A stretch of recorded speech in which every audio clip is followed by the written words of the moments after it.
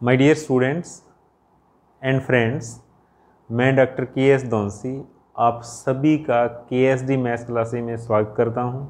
और मैं video upload करने से पहले आपसे रिक्वेस्ट करता हूं कि आप मेरी इस वीडियो को कंप्लीट देखिएगा और आपके जो भी कमेंट्स हों, व्यूज़ हों, वो आप कमेंट बॉक्स में ज़रूर लिखिएगा। और मेरी इस वीडियो को लाइक और शेयर ज़रूर करें ताकि आपके फ्रेंड्स भी इन वीडियोस का ज़्यादा से ज़्यादा बेनिफिट उठा सकें। और आप हमारे यूट्यूब चैनल के.एस.डी. मैथ्स क्लासेस को सब्सक्राइब करें और इस वीडियो का डिस्क्रिप्शन पोर्शन भी आप ज़रूर पढ़िए, क्योंकि उस पोर्शन के अंदर हमारे जो ऑनलाइन कोर्सेज हैं उनके बारे में हमने पूरी जानकारी अपलोड कर रखी है।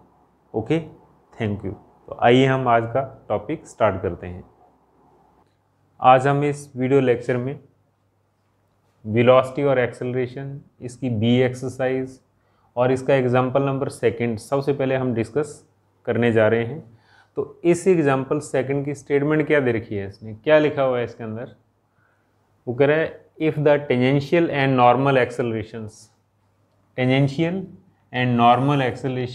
Of a particle moving in a plane curve are each constant, दोनों क्या हों, कांस्टेंट हों। ठीक है, tangential acceleration and normal accelerations are constant, ये इसका मीनिंग है। थ्रू आउट द मोशन, ठीक है, जब तक भी उनकी गति है, सारी गति के अंदर, सारी मोशन के अंदर उनके दोनों त्वरण कैसे हों, कांस्टेंट। तो prove that the angle Sai through which the direction of motion turn in the time t is given by psi equal to a log 1 plus bt where a and b are constant। यहाँ पर a और b क्या हैं, constant हैं। बहुत ही simple सा question है। एक पार्टिकल गतिशील है, गतिमान है, उसका स्पर्श रेखीय और अभिलंबिक त्वरण हमेशा अचर रहते हों, तो सिद्ध करना है गति की दिशा में t समय में बना हुआ कोण साई कितना होना चाहिए, psi equal to a log 1 plus bt होना चाहिए। और यहाँ पर a और b क्या हैं, अचर हैं। ठीक है, तो आइए आप इसको हम सॉल्व करें। हाँ, इस सोल्यूशन देखिए आप क्या लिख रहा है क्वेश्चन के अंदर। टेंजेंशियल एक्सेलरेशन इज कांस्टेंट, स्पर्श रेखीय त्वरण अचर है। ठीक है, तो हमने सपोज कर लिया कितना, c1। Okay, let tangential acceleration equal to c1। और उसके बाद वो क्या कह रहा है, नॉर्मल एक्सेलरेशन भी कैसा है, कांस्टेंट है। Normal acceleration is also constant, अभिलंबिक त्वरण भी कांस्टेंट है, तो इसको हम सपोज कर लेते हैं c2। ठीक है, और उसके बाद देखो मैंने क्या कहा था, नाम से मैथमेटिक्स नहीं चलता, फॉर्मूला पता होना चाहिए अपने को। तो टेंजेंशियल एक्सेलरेशन को हम क्या लिख सकते हैं, dv/dt लिख सकते हैं इक्वल टू c1। ओके, और इसको हम क्या लिख सकते हैं, इसको हम लिख सकते हैं v² equal to c2, equation number second.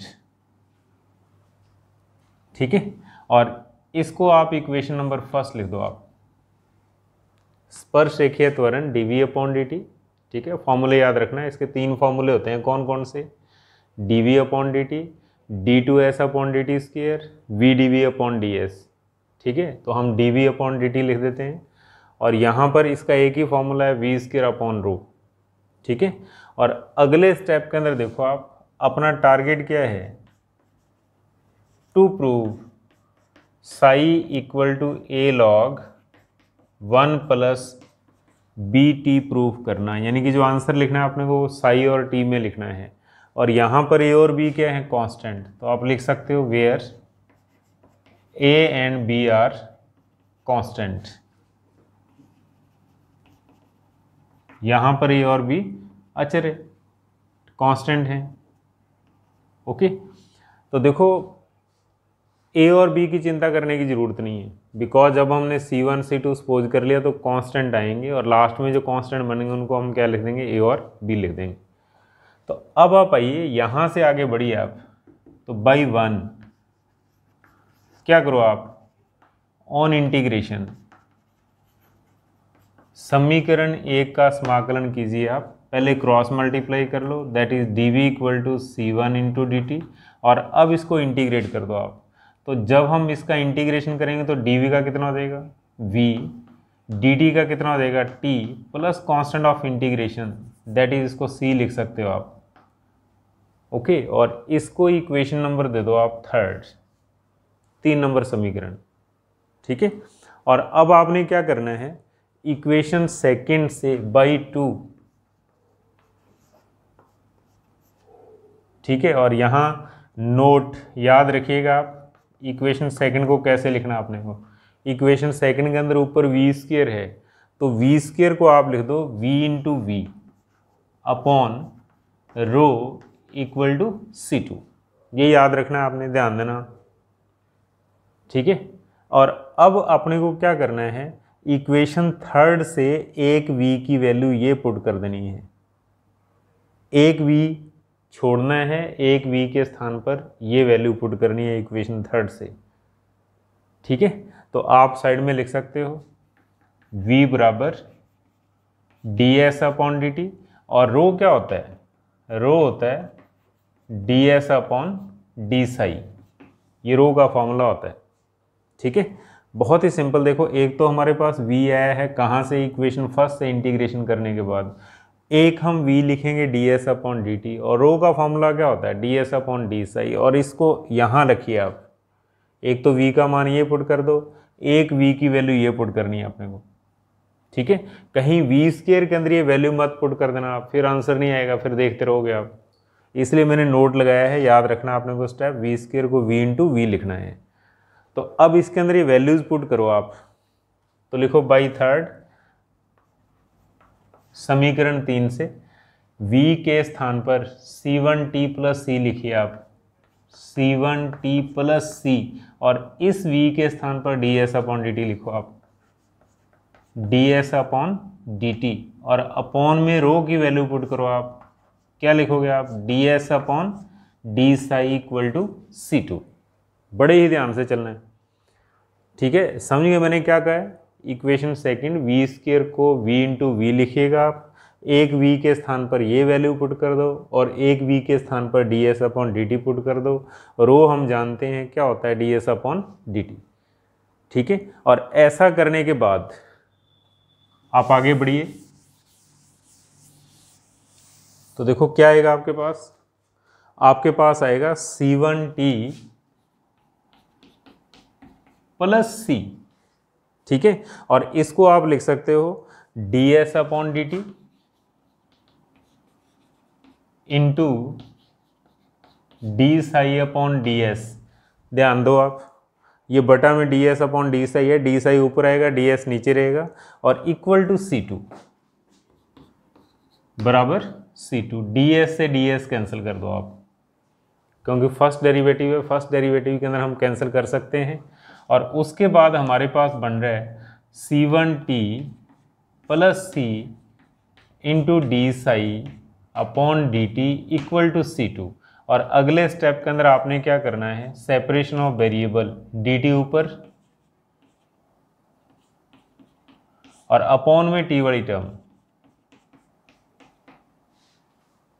बटा में t वाली टर्म लिख दो आप।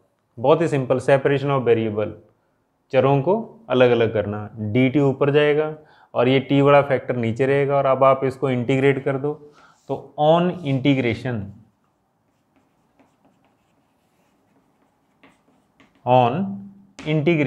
समाकलन करने पर तो क्या बनेगा, अभी डी साई का साई बनेगा इंटीग्रेशन। ठीक है, और इसका कितना आ जाएगा, इसका आ जाएगा C2 log of c1t plus c upon c1 plus c3 क्या है, कांस्टेंट ऑफ इंटीग्रेशन। ठीक है, ध्यान देना आप, इसका मैं फार्मूला नोट कर देता हूँ साइड में, ये आपको पता होना चाहिए, integration of dx upon ax plus b, इसका कितना होता है, इसका होता है log ax plus b upon a plus constant of integration c। ये फॉर्मूला यूज़ किया मैंने यहाँ पर। ठीक है, देखो आप dt upon at plus b, इसको ऐसा देखो आप, dt upon at plus b कितना बनेगा, log at plus b upon a, तो इसका कितना हो जाएगा, log c1t plus c upon c1 plus constant of integration. ठीक है, तो अब हम लोग क्या करेंगे, क्योंकि बहुत ही सिंपल लिखा हुआ है क्वेश्चन की लैंग्वेज के अंदर, टी समय में घुमा हुआ कोण अर्थात टी टाइम के अंदर बना हुआ एंगल। तो इसका मीनिंग क्या है, इनिशियल में क्या होगा, शुरू में क्या होगा, टाइम 0 होगा। ठीक है, तो इसको नंबर दे दो आप 4। तो अब हम लोग क्या करेंगे, इनिशियल कंडीशन यूज करेंगे ताकि कांस्टेंट ऑफ इंटीग्रेशन की वैल्यू अपने को मिले। ओके, तो लिखो आप इनिशियल कंडीशन शुरू में। तो शुरू में क्या होगा, जब टाइम 0 होगा तो एंगल भी नहीं होगा। तो लिखो आप इनिशियल कंडीशन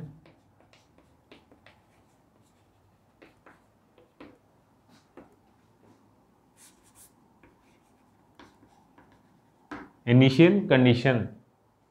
ठीक है, तो जब शुरुआत है, स्टार्टिंग है, टाइम भी 0 होगा, साई भी 0 होगा, तो इक्वेशन 4 के अंदर पुट करिए आप, देन बाई 4 इक्वेशन 4 क्या बनेगी, इक्वेशन 4 देखो आप, साई के स्थान पर 0 आ जाएगा, equal to C2 upon C1 log C1 into 0 plus C plus C3।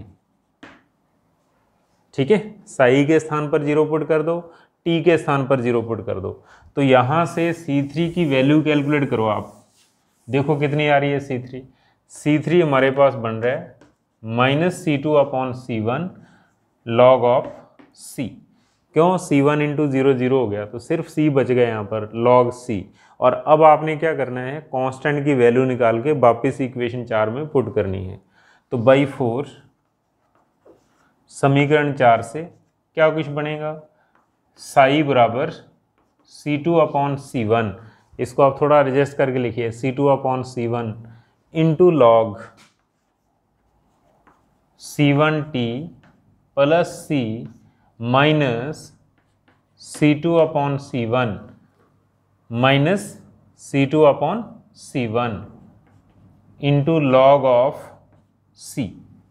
Okay, क्या किया मैंने, इक्वेशन 4 के अंदर C3 की वैल्यू पुट कर दी, और वैल्यू पुट करने के बाद देखो आप कॉमन आ रहा है यहाँ पर, क्या चीज़ कॉमन है, कॉमन है C2 अपॉन C1 यहाँ भी है, C2 अपॉन C1 यहाँ भी है, तो इसको कॉमन निकालो आप, C2 अपॉन C1 कॉमन, तो इंटू में आएगा log C1t plus C minus log C, क्योंकि ये कॉमन चला गया। और उसके बाद फिर log a minus log B क्या होता है, log a minus log B, log a upon B होता है। तो आप अगले स्टेप के अंदर लिखिए, that is psi equal to C2 upon C1 into log, आप लिख सकते हो C1t plus C upon C।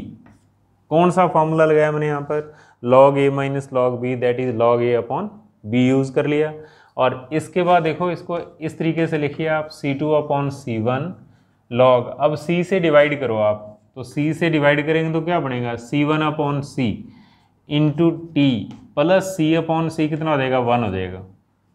ठीक है, और अब आप आंसर देखिए, आंसर उसने बहुत ही क्लियर लिखा हुआ है, देखो आप क्या लिखा हुआ है आंसर के अंदर, A log B into T plus 1, ये आंसर लिखा हुआ है। तो यहाँ पर देखो आप A भी कांस्टेंट है, कितना है C2 अपॉन C1, और B भी कितना है C1 upon C, that is constant, अचर। ठीक है, ये दोनों क्या हैं, कांस्टेंट है, और यही आपने को प्रूफ करना था, और यही इस क्वेश्चन का आंसर है। ठीक है, तो देखो स्टार्टिंग में क्या दे रखा है, दोनों एक्सेलेरेशन कांस्टेंट दे रखे हैं इसने, कौन कौन से, tangential and normal acceleration, equation first और इक्वेशन सेकंड। ठीक है, तो इक्वेशन फर्स्ट का हमने इंटीग्रेशन किया था, v कैलकुलेट किया था, उसके बाद equation second v square upon रो है, नोट रखिएगा v स्क्वायर को क्या लिखना है, v इंटू वी, एक v के स्थान पर तो t वाली वैल्यू पुट करनी है, एक v के स्थान पर ds अपॉन dt लिखना, रो को ds अपॉन डी साई लिखना है अपने को, और फिर आगे बढ़ना है। ठीक है, और फिर इंटीग्रेशन करने के बाद क्या करना होगा, इनिशियल कंडीशन, शुरू में जब टाइम 0 है तो एंगल भी नहीं होगा, साई भी 0 होगा, तो उस कंडीशन के ऊपर अपने को C3 की वैल्यू मिलेगी। C3 की वैल्यू निकाल के वापस पुट करेंगे, हम वापस पुट करेंगे तो आंसर तैयार हो जाएगा। ठीक है, इस तरीके से इस क्वेश्चन को सॉल्व करना है। ओके, तो प्लीज ध्यान से सुनिएगा आप।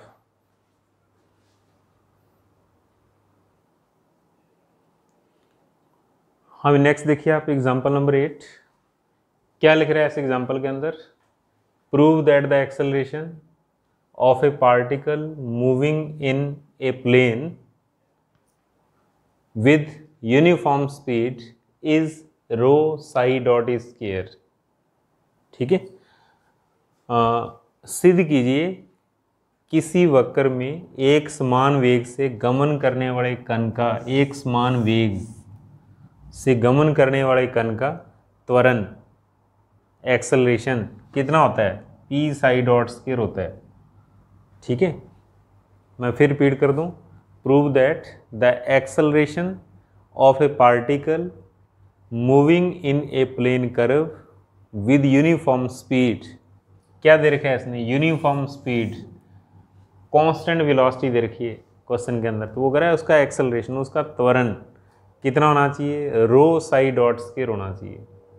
ठीक है, तो अब देखो यहाँ पर एक्सेलरेशन वर्ड यूज़ किया हुआ है इसने। एक्सेलरेशन का मतलब क्या होता है, रिजल्टेंट एक्सेलरेशन कैलकुलेट करना, एफ कैलकुलेट करना। ठीक है, एफ इतना होना चाहिए, ये हमारा टारगेट है। ठीक है, तो लिखो आप सॉल्यूशन, बहुत ही सिंपल सा क्वेश्चन है। टू प्रूव, सिद्ध कीजिए एक्सेलरेशन एफ, त्वरण एफ बराबर कितना होना चाहिए, रो इंटू साई डॉट स्क्वायर। ठीक है, तो ध्यान देना आंसर हमारा ऐसा आएगा, साई डॉट का मतलब क्या होता है, D psi upon D T. ठीक है, मैं साइड में लिख देता हूँ, Sai dot means D psi upon D T है यहाँ पर, टाइम के रिस्पेक्ट डिफरेंशिएशन। तो एफ इतना आना चाहिए, ये हमारा टारगेट है। और दे क्या रखा है उसने, स्पीड उसकी कांस्टेंट है, यूनिफॉर्म है।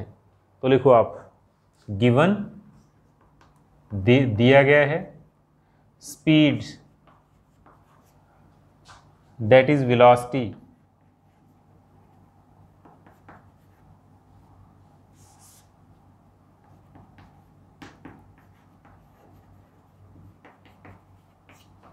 ठीक है, कहने का मतलब वेग कितना है, कांस्टेंट, अचर। लेट्स सी सपोज कर लो आप। ठीक है, तो कहने का मतलब क्या हो गया, v इक्वल टू सी आ गया, कांस्टेंट आ गया। तो जब हम इसका डिफरेंशिएशन करेंगे तो dv अपॉन dt कितना हो जाएगा, 0 हो जाएगा। Equation number first. ठीक है, और अब हमारा देखो क्या चीज़ आ गया आपके पास, टेंजेंशियल एक्सेलरेशन 0 हो गया, स्पर्श रेखीय त्वरण कितना हो गया, 0 हो गया। v अगर कांस्टेंट है, dv upon dt 0, dv upon dt क्या होता है, टेंजेंशियल एक्सेलरेशन। तो अब हमारा टारगेट क्या है, f कैलकुलेट करना। तो लिखो आप नाउ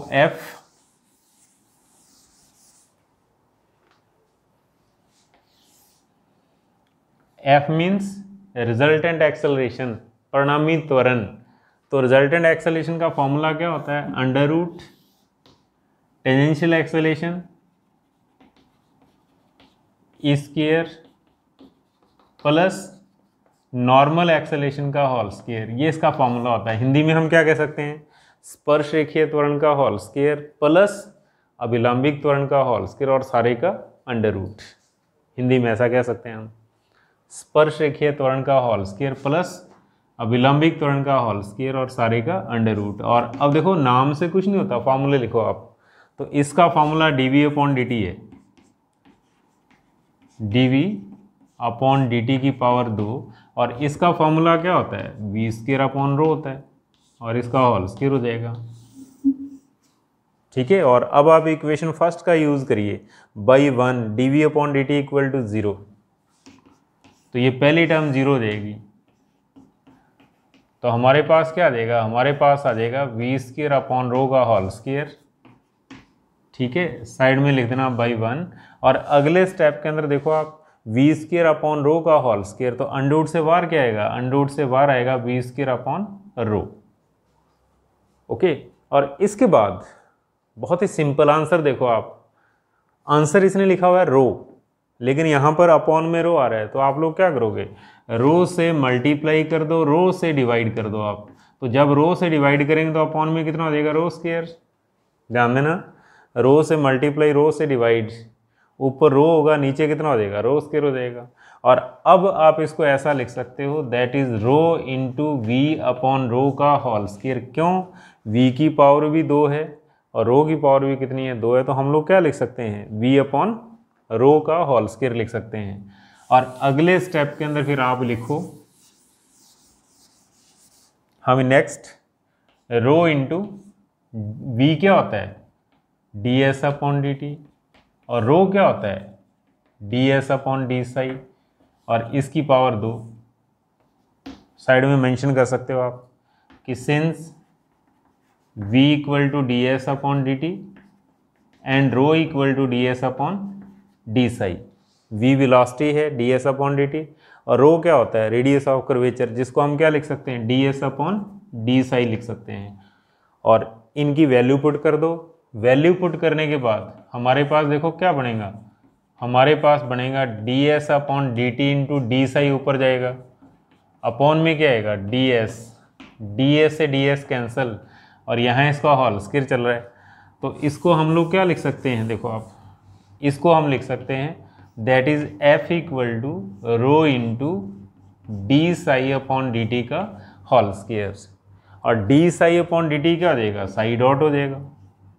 तो लिखो आप F equal to that is rho into psi dot square, और साइड में लिख सकते हो आप where psi dot equal to, यहाँ पर साई डॉट मैंने किसको लिखा है, D psi upon D T को। साई डॉट का मतलब क्या होगा, फर्स्ट डेरिवेटिव होगा, अगर कहीं डबल डॉट लगा होगा तो उसका मतलब क्या होगा, डबल डेरिवेटिव। ठीक है, डायनामिक्स के अंदर ऐसे सिंबल आते हैं कई जगह क्वेश्चंस के अंदर, अगर सिंगल डॉट है तो टाइम के रिस्पेक्ट फर्स्ट डेरिवेटिव, अगर डबल डॉट आ जाए तो इसका मतलब क्या होता है, टाइम के रिस्पेक्ट सेकंड डेरिवेटिव। ठीक है, और यही अपने को प्रूफ करना था, देखो आप, यही हमारा आंसर है। तो एक्सेलरेशन, त्वरण बराबर rho into psi dot square. देखो आप, now to prove F equal to ये होना चाहिए, और यही आंसर इसका आ गया। ठीक है, यहाँ पर एफ को क्या लिखा हुआ है इसने, त्वरण, कौन सा, रिजल्टेंट, परिणामी त्वरण। तो प्लीज़ बड़े ध्यान से सुनिएगा, इजी है, मुश्किल नहीं है। ठीक है, बस थोड़ा सा ध्यान से सुनिए, क्या दे रखा है, बहुत ही इंपॉर्टेंट होता है डायनामिक्स के अंदर, क्या गिवन है क्वेश्चन के अंदर। ठीक है, यूनिफॉर्म स्पीड, कांस्टेंट वेलोसिटी, अचर चाल, वेग उसका एक समान है, तो इसका मतलब जब वेलोसिटी का हम डिफरेंशिएशन करेंगे तो एक्सेलरेशन कितना हो जाएगा, 0 हो जाएगा। कौन सा, टेंजेंशियल, इक्वेशन फर्स्ट। ठीक है, इसका हमने यूज़ किया था और आंसर आ गया। तो बड़े ध्यान से चलिएगा आप।